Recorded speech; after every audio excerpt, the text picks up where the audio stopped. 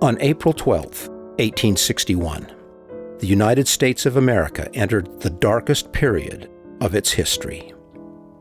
At 4:30 a.m., Confederate artillery opened fire on the garrison of Union troops at Fort Sumter, South Carolina. The Civil War had begun.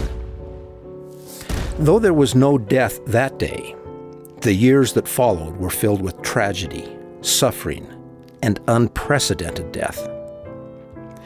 More Americans died in the next 4 years of this war than all other American wars, from the Revolutionary War in the 1700s to Vietnam in the 1900s combined. Recent studies conclude that the death toll rose to nearly 750,000 people. In total, 2% of the United States population died in battle or due to injuries and disease. In one single battle on September 17, 1862, at Antietam in Maryland, roughly one soldier fell every 2 seconds for the duration of the battle. With 22,700 casualties, it was the deadliest single day in American war history, with more than double the casualties of D-Day in World War II. As in all dark times, it was a time of cowardice and a time of heroism. It was a time of hatred, and it was even a time of compassion. Perhaps because death was so imminent for many, perhaps because of this, undying love was also manifest. At the outbreak of the war, Sullivan and Bellew was a 32-year-old lawyer. He was looked on by many as a rising political star in Rhode Island, where he had served as Speaker of the Rhode Island House of Representatives. When the war broke out, Sullivan and Bellew was torn between his love for his young family and the patriotic call of duty and honor. The call to serve his country won out. On July 14, 1861, at Camp Clark near Washington, D.C., the evening was beautiful and calm. Major Bellew, along with thousands of Union soldiers, were preparing for battle with the Confederate rebels. In his head, he was concerned about his men, but his heart was with his dear wife, Sarah. It was that night that Major Sullivan Bellew wrote, expressing his deepest and most personal thoughts to the woman he loved so dearly. My dear Sarah, the indications are very strong that we shall move in a few days, perhaps tomorrow. If it is necessary that I should fall on the battlefield for my country, I am ready.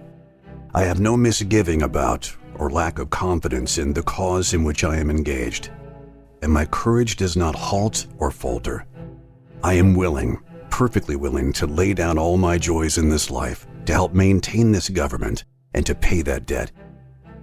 Major Bellew wrote this letter to be given to his wife if he didn't survive the coming battle.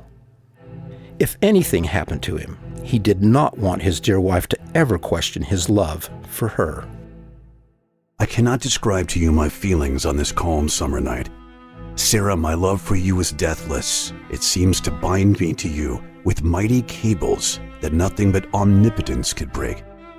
And yet my love of country comes over me like a strong wind and bears me irresistibly on with all these chains to the battlefield. The memories of the blissful moments I have spent with you come creeping over me, and I feel most gratified to God and to you that I have enjoyed them so long.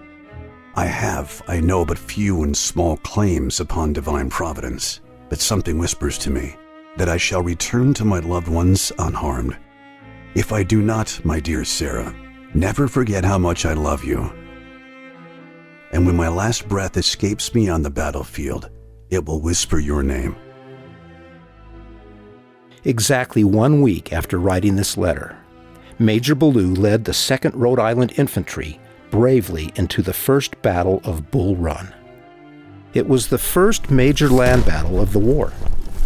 The volunteers on both sides were not battle-tested. The general feeling of the time was that this war would be nothing more than a 90-day skirmish.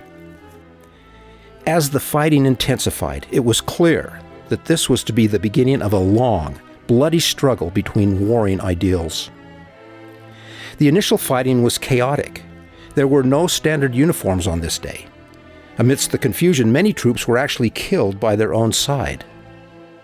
And in what could only be described as an absurdity, hundreds of civilians supporting the Union Army, including congressmen and families, traveled the 30 miles south of Washington, D.C. to enjoy a picnic while watching the battle, as if it were a theater production. It soon became clear to everyone there that this play would end in tragedy. As Major Sullivan Bellew directed his troops at the top of Matthews Hill, a 6-pound Confederate cannonball tore through his leg, shattering his bone and killing his horse. As the battle continued, he was carried to a makeshift hospital at Sudley Church. The doctors had no choice but to amputate his leg. Medical science of the day had not yet discovered germ theory, and the hospital conditions were often more dangerous than bullets and cannonballs. While in the hospital, Major Sullivan Bellew succumbed to his wounds and died.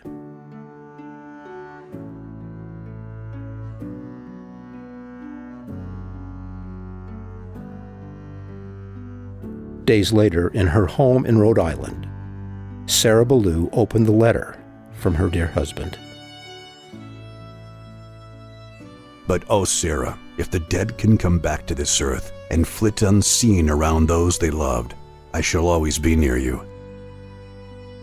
In the garish day and in the darkest night, amidst your happiest scenes and gloomiest hours, always, always. And if there be a soft breeze upon your cheek, it shall be my breath. Or the cool air fans your throbbing temple, it shall be my spirit passing by. Sarah, do not mourn me dead. Think I am gone and wait for thee, for we shall meet again. Sullivan's remains were eventually buried in Providence, Rhode Island. Sarah Bellew lived another 56 years, passing away in 1917 at the age of 80. She was laid to rest next to her dear husband. Finally united, Sullivan Bellew fulfilled his promise that he would wait for her there. Sullivan and Sarah Bellew shared what can only be called never-ending love. Never-ending love.